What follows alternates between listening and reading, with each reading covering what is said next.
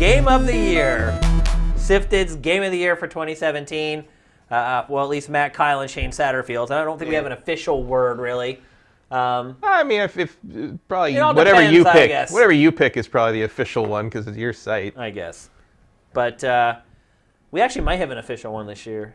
Yeah. When you think about it. Well, we've never agreed before. Nope, we haven't. Will we agree this year for 2017? You're about to find out. We did pick runners-up for Game of the Year, so it's not just a winner.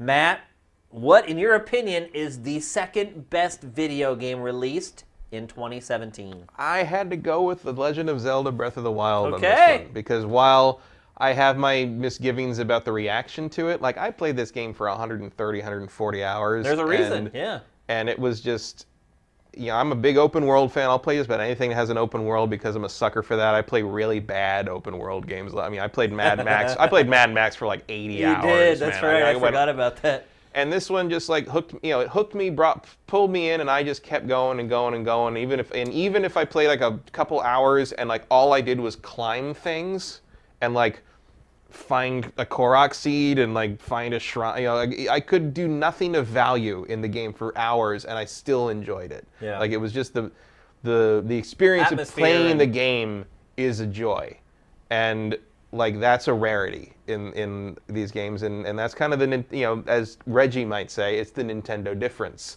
that it's fun to play it even if it was just a bunch of blocks in an open field. One thing that complicated this game for me is how many updates have come out for it that have made the game so much better to play. Yeah. Because when I played it when it first came out, a lot of the stuff that drove me absolutely insane about it, like just figuring out where you need to go and where you've been, all that stuff has been remedied with like patches now. And I should note that like 100 maybe except for maybe 10 hours, all that playtime was before the DLC. Right. Like it was all in the first month or so, month and a half. Yep. And yeah, I mean, as much as I kind of like, you know, I guess rip on it to some degree about like, you know, oh, it's just synthesizing what other games have been doing for 10 years and all that stuff. It doesn't mean it ain't a whole ton of fun. And I haven't gone back to play with the new DLC, the Champions Ballad, but I will. You know, I'm kind of waiting for the holiday rush to be over so I can sit down and kind of get back into it. Because the funny thing is, when you start this game up after like 6 months of not playing it, you're like, wait, what? You forget how everything works together again. I had to remind myself how to, like, you know, pull the parasail out. Oh, dude, I couldn't remember how to surf on the shield, like any of that stuff. I'm like, oh yeah, you can jump in this one. Yeah. Like, it was really bizarre remembering how to like drop an item.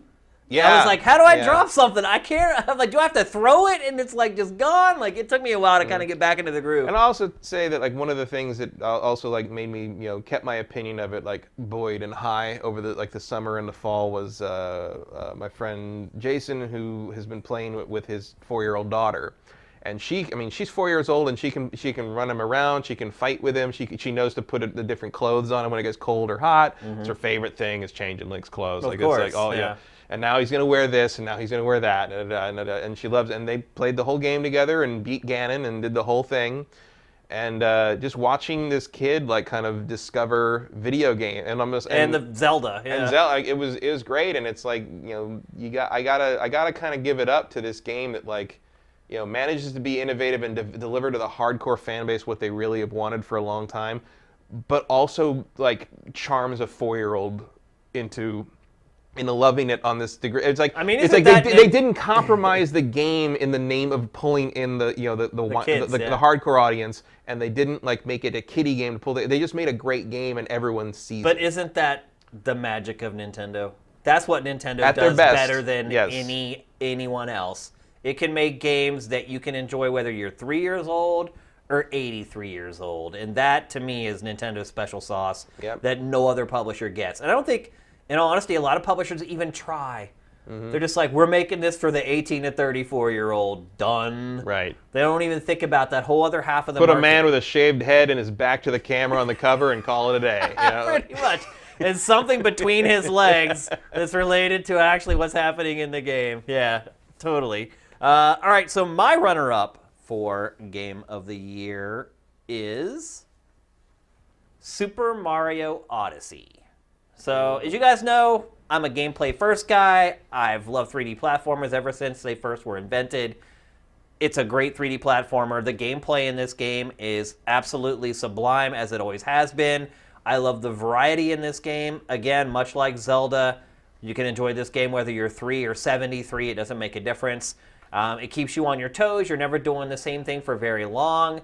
If you're really into just platforming challenges, you can find that. If you want to just jump off to the side and do something entirely different like race or whatever, this game has it, and it's all tight and perfect. The reason it's a runner-up for me instead of Game of the Year, and believe me, it was very close for me to winning Game of the Year. The reason it's not is because it is still lazy in certain elements of games in 2017. There's still no story, and I hear you. I'm when this goes on YouTube, you'll be like, oh, we want the story in a Mario game. I hear you. I've heard that a million times. There's no reason to assume that there shouldn't be a decent story in a Mario game, in my opinion.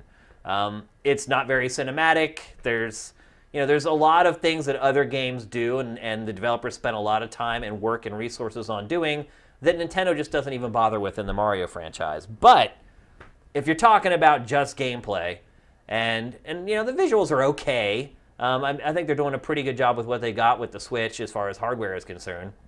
But if you're just talking about gameplay, and me being someone who is usually focused very squarely on gameplay, this is, in my opinion, the best playing game of 2017. And so for me, any game that's the best playing game of any year is going to be up there on my list for the best of 2017. And with some of its deficiencies, Super Mario Odyssey finds itself as the runner-up for me in 2017. So one way or the other, we picked Nintendo. We did as our just different second perspectives place on what we like. I think you can see us in those runners-up. Yeah. Well, also, I've always liked Zelda better, and you've always liked Mario better. Yeah. Although I don't even know if I would say that, but you're much more of a Mario fan than I am. Then. Yeah, for sure. And I go back and forth whether Zelda or Metroid is my favorite Nintendo series. Probably, Zelda has more chances to like it, I guess. Which maybe means that Metroid has an unfair advantage because it's rarer. Yeah, it's rarer, and they haven't had as many chances to screw it up either. Right. Although they've tried the last couple times, but I didn't find a place for Metroid. The Metroid Samus Returns in my list. We don't have a best handheld game category. No, but maybe we should have, but I don't even know if it would have won, to be honest. It was another pretty good year for handheld games too. Yeah, so. That would have been a decision. It's just. Well, then you also say, well, aren't all Switch games handheld games? Yeah, that's true. Which they are. Yeah. So it still wouldn't have won. Best handheld that's not a Switch category. Well, then if you have an NVIDIA Shield, all PC games get thrown in there. Exactly, yeah. So it's getting murky. And I think that's why we've gotten rid of the handheld category. So, all right, this is the moment. This is where we pick the Game of the Year for 2017 here on SIFTD.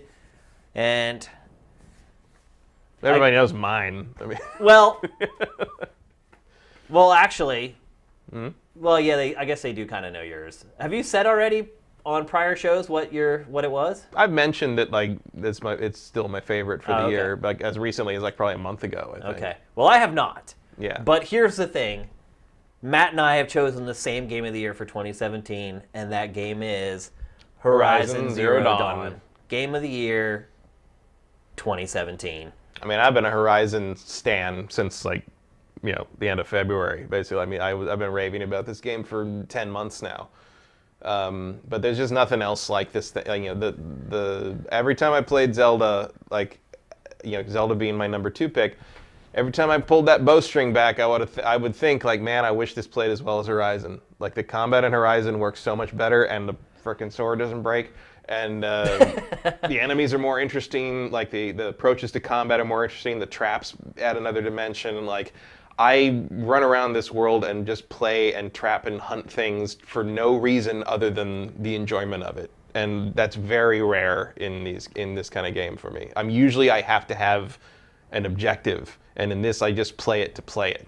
If you take if you take the IP bias out of comparisons, if comparing this game to Zelda, it's not even close, man. Mm-hmm. The only thing that Zelda does better, and I don't even think it's by all that much, is what I talked about earlier, which is the experimentation and being able to fiddle around with the physics. But Yeah, Aloy can't cook, turns out. Right. But as I also mentioned earlier, there is still an element of that in Horizon, using the traps and using kind of like the tripwires with the electricity and everything. Like, you think the same way with that as you do. And look, a lot of people will play Zelda and never even realize that stuff exists. In this game, you're forced to use that stuff. So no matter what, you're going to be exposed to that element of the game. But you start looking at story, writing, visuals, pretty much every element of Horizon Zero Dawn is just pulled off with aplomb. And look, just talking about graphics, it's not fair maybe to compare it to some of the Switch games, to Mario or Zelda, because obviously Guerrilla has a lot more to work with hardware-wise. But even so, even if you take the hardware power thing out of the equation, I think there's a lot more imagination in this game in terms of the design of the enemies, the variety of the enemies. Like I ran out of Zelda enemies pretty quick. Yeah. Like there's basically a handful of them. Zelda's a little hamstrung in that case, though, because it is an existing franchise and you have to have all those. Yeah, but you can come up with anything you want. Yeah. I mean, it's at least the Centaur guys came back for the first time in forever, but like.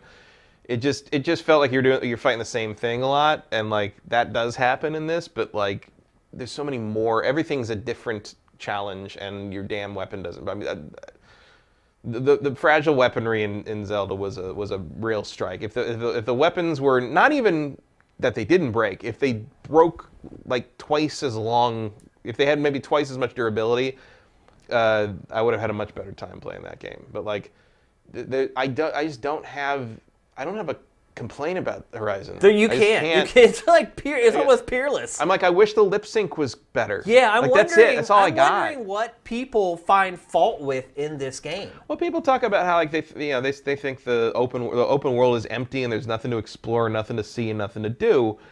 And I can only assume they played a different game than I did. I don't understand that criticism at all. At all. The story... Certainly not compared to Zelda. No, the story gets better and better and better as it goes. Visually, it's, as we both selected it, the best-looking game of the year. I think maybe Zelda might have an advantage in music, maybe? Yeah. I mean, partly but that might be nostalgia. Yeah, partly because Zelda's building on 30 years of backstory, back catalog, but like... but the combat in Horizon feels way better to me, way more reactive, way more flexible. DLC is better. Yeah. I mean, Frozen Wilds is fantastic. I just started, basically, I started lining up Horizon against Mario and Zelda and a couple others, and I just could not find another game that matched up point by point with Horizon.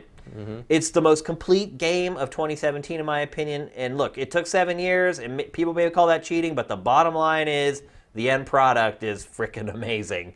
And I'm so glad that this past week and a half, I took the time and the effort, even though I knew I was crunched for time, to go back and play through this game, because I could have made a horrible, horrible mistake with my pick for Game of the Year. So... there you have it, folks. Horizon Zero Dawn. I mean, officially, that is SIFTD's Game of the Year for 2017. Whether it's coming from my mouth or yours, we're in agreement. So, well, what's Sam's Game of the Year? Yeah, Sam. What's Sam's Game of the Year? A game called Nothing? Nothing? The Sims 4. That's what he's been playing all year on his phone. Credibility with the Sims. Sam's afraid he'll lose credibility. His Game of the Year is Mario Kart 64, I think. Yeah. This year and every year. You laugh, but...